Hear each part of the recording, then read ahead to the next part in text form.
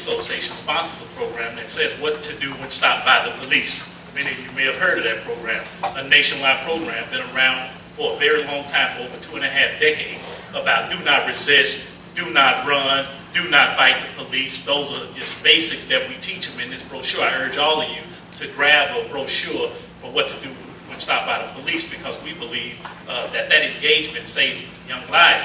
Now, I would say that you have to engage your youth just as I was engaged by my parents who gave me a talk when I was a young kid that said, when I was leaving the house, how to act when the police approached me. I got that talk. Did anybody get that talk, or did we stop doing that talk? Because I gave it to my son about how do you act and how do you actually engage with a police officer so we can deal with it another day. I'll say, I say read that pamphlet, read that brochure, and that's what we're about. And the police department actually supports programs like that, because it's not a program that police departments push away across the nation. They want to have that program. They want to give it out. Some police chiefs, progressive police chiefs across the nation, have embraced it and given it out themselves. And I get calls from around the nation from dads who said, thank you, that brochure and that talk I had with my son, I believe that saved his life. And I get many of those calls every week. We are in the schools. Dallas Police, Chief Brown, he restarted the program called Blue in Schools. Many of your children may have heard of it. It's growing. We used to have a program called Law Enforcement Teaching Students. And then budget cuts and all those things that went out, Chief Brown came back. One of the things he wanted to do was bring back that program, which he did. And so we're out there in the schools teaching young kids who see us. We're interacting with them. These are kids who are under 12 years old. We're in the elementary schools, and we're talking to them. We also had a police athletic league, in which I used to be a director over, who we started that in 2007. And we had served over 250,000 youth in Dallas area alone, engaging in programs, not just sports, but chess, debate, STEM, science, technology, engineering, math, touching a broad spectrum of students across inside of the city of Dallas and outside. What we need is more funding for those programs. When funding dries up and you can't send as many police to a school or engage in those programs, then how can we reach the youth? Because that is one thing, we can fight crime. It's easy to go get a burglar. It's easy for us to go out there and put them in jail. They'll see them. There's 6,600 people locked up in jail, evidently.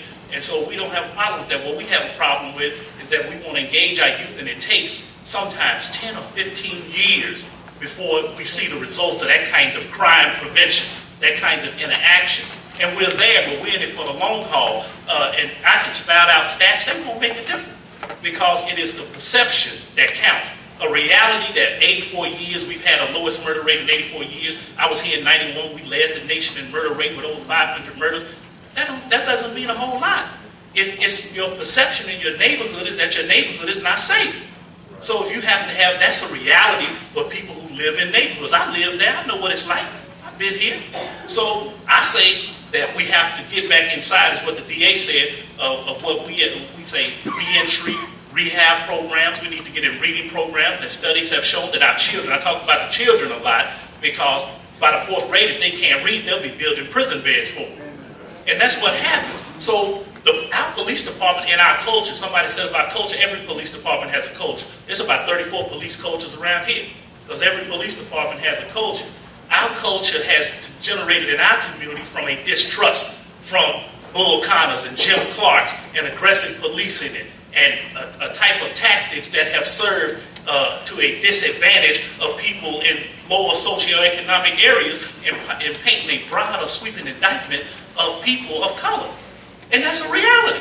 And you had the FBI director just spoke about this the other day. So he can speak from the high echelons of the law enforcement world and give you a truth. So I give you that truth right here. That we're going to have to change that culture in police departments to one that embraces the community engagement. I can tell you, even under Chief Brown, that he has actually ramped up the social media. He's ramped up the crime watches and the business watches. And he's made a focus of community rebuilding trust a priority in his administration.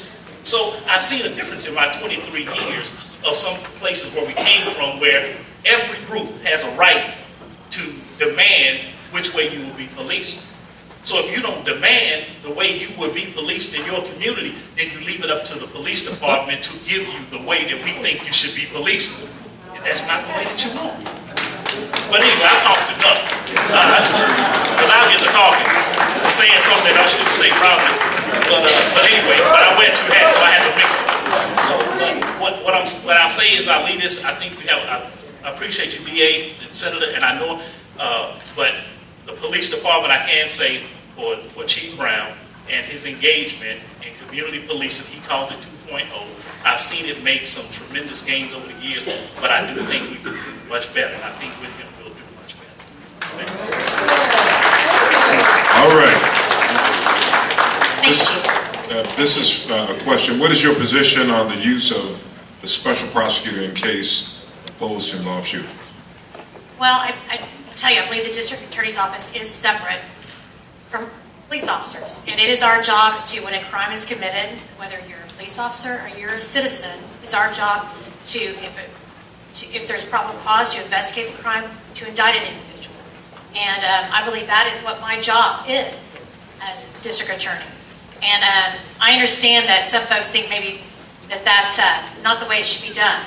But I can tell you that, like I said, we have Mr. Don Guidry here, who's the new civil rights prosecutor, and I put him in that position for a reason, and thankfully he gladly accepted, because he is someone that understands these issues. I've talked to him at length about this. He's a great prosecutor. He's fair. He's been a defense attorney.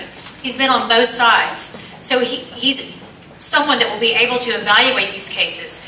And like I said, if a police officer has committed a crime or an offense, they will be indicted, just like any other citizen. Okay, let's see. Pastor Carter? They're right here. The microphone's right there. Go and ask a question. My name is Eric Winston, and my question is, it bounces off of Ms. Alexander's about community. It seems that I don't know what the statistics are, but police officers that are patrolling in communities are not from that community, so they don't have a tie to that community. In my era, when I was growing up, I knew the police officers that were in the community, which for me, it was a choice of, it was a respect of authority, not necessarily policemen, but a respect of authority, because I knew the officers, I knew what their job was, and I knew they were from the community, and they could tell, individuals, I know your parents, you're not supposed to be doing it, but we don't seem to have that in there. We don't have that where the police are tied to the community. So is there any way that can be addressed? Well, that's something to address with the police department. I mean, I think that does make a difference, as we know. And Chief, you want to add? Yeah, let me say, I'm from the community. So I'm your best example, that I came from a community. When I got hired, my mother said, don't do that. What are you doing, son? They're going to kill you. Because she had never met a good policeman. Now, since that happened, then I become a model for recruitment in our communities, that kids can see us, that I have risen up the ranks to a deputy chief in the Dallas Police Department, and I'm from this neighborhood, and that people see that. That's our best recruiting tool, but all across the nation, we're having trouble addressing that. Police residency requirements have been met with great disdain for having police officers actually live in the place that they work. Across the nation, it's only a few cities who have married to those ideas, and it takes them a tremendous amount of manpower, personnel power to enforce those things, for a person to get a house but never live there, to live somewhere else. But we actually agree, and I think the chief of police actually agrees, it's just a matter of how do you do that. But in recruiting, it's hard enough across the nation when you're trying to diversify a police department. I think some of the better things, examples that we have, are people who come from the community like you, who embrace us and trust us, and we have a better community partnership, which enables most of our children to say that's a respectable or notable profession.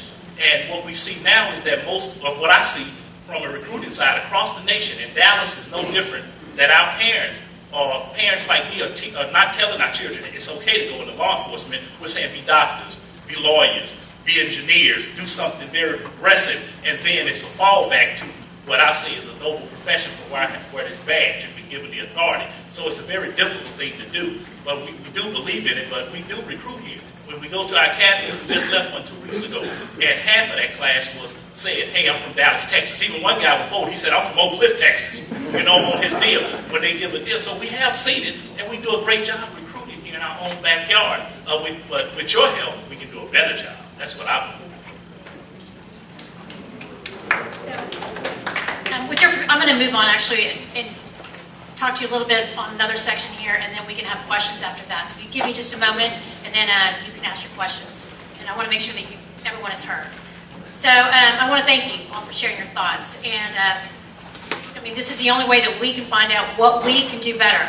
And like I said, I've been in office for 45 days, and I've talked to many leaders in the law enforcement community. I've talked to Senator West. I've talked to different community and civic leaders. And I think if we can just start having this honest conversation and we really listen to each other, then we can understand how we can make these things better. And I hope that this conversation that we're having right now is the first step. I also want to spend some time talking about our office and some changes that need to be made, and specifically the Civil Rights Unit, which we've already begun that conversation, but just let me address a few things. First of all, I want to say that this unit serves an important purpose, and Mr. Watkins started this position. And I do believe it was a good thing that he started, but we need to make some changes. And we need to make it more effective in how we're serving our community, which is ensure that we honor and uphold every single individual's civil rights of the accused and of victims. And so I think we've already addressed this somewhat, but the big elephant in the room when it comes to the Civil Rights Unit is how do we handle officer-involved shootings? And I've already visited with the police chiefs. I've been to Austin, like I said. I've talked to others. And I can tell you that this is a very difficult decision and discussion. It's something that we're not going to have the answers tonight, and one that we need to get right. And I am committed to doing that. And so over the coming weeks, I'll be meeting with all the stakeholders regarding these issues and to create a system for how we're going to handle these types of cases. And it respects every single person's and every single individual's perspective. And it delivers justice at the same time. But I do want to make it clear, that if a crime is committed, that we hold the offender accountable, whether they are a police officer or whether they are a citizen. And I believe that the overwhelming majority of our officers are doing a good job. I believe that each day they put on their uniform and they're putting lives at stake, and I understand these issues and I know how hard they work. But I'm also realistic and know that there are a few that may abuse their authority or do abuse their authority. And when the abuse results in a criminal action, then they should be held accountable. It goes back to the question that Senator West asked about special prosecutors. We don't need a special prosecutor because our office is dedicated. When someone abuses their authority, they commit a crime, that they will be held accountable. So we're also looking at how we handle grand juries and how they are seated. And we're not, and I can tell you this, I've been to Austin and talked about this issue as well, and we are considering supporting legislation in Austin that changes the grand jury process to ensure that we have more diverse grand juries that are impaneled. And that means careful consideration by a jury of your peers. And under the current grand jury system, I can tell you that, as a judge, I was responsible for impaneling juries, and I know how important that is, that we make sure that we have diverse grand juries that represent our community. And that is something that legislation is coming down and that we will be supporting, because I think it's that important when we're talking about these issues, that we have a grand jury that represents our community fairly. With these thoughts in mind, I'd like to open up some more discussion and your questions regarding this Civil Rights Unit, officer-involved shootings, and the grand jury process, and hear what your issues, perspective, and bring your ideas to the table so we can understand them, so I can understand them. Okay, here's another question that's reduced the writing. What action is being taken to reduce the prison